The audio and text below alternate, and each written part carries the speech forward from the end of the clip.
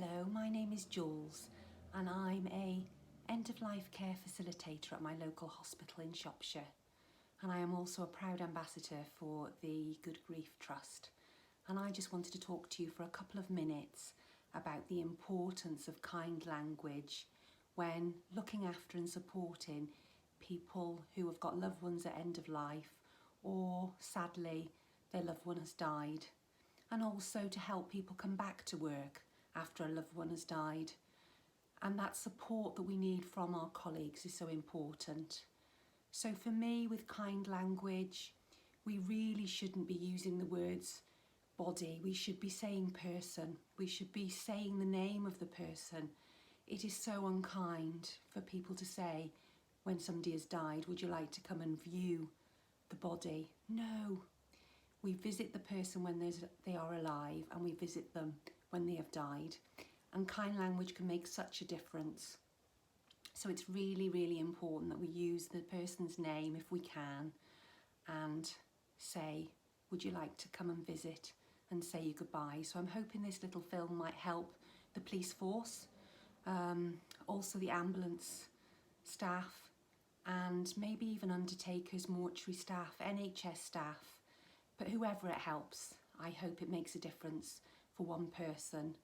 Also in hospitals, we always use the words having difficult conversations with relatives, which they are tender conversations, important and honest conversations.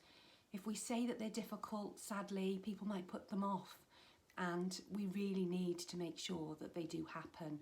So by calling them tender conversations, that Kath Mannix uses a lot, and I like to say open and honest conversations. And supporting people after they've had those conversations would really help. And when staff come back from being off sick, a lot of people I talk to say that their colleagues didn't say anything about their loved one dying, didn't have that conversation with them, avoided them, and that's not kind. So I'm trying to, by doing this, and I hope to do more of these, will give you some tips. And the best thing to say if you don't know what to say is say, I am so sorry, I don't know what to say. It must be so difficult for you. I can't even consider how hard this must be for you, how difficult it is. But please don't say, I know how you feel, because you don't. Even if they have lost their father and you've lost your father, the relationship they would have had with their father may be different to you. We do not understand.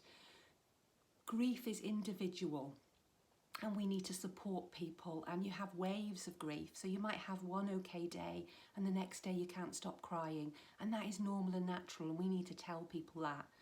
But when people come back to work, it is really tough for them, and we need to support people in a kind and compassionate environment. Really, really key.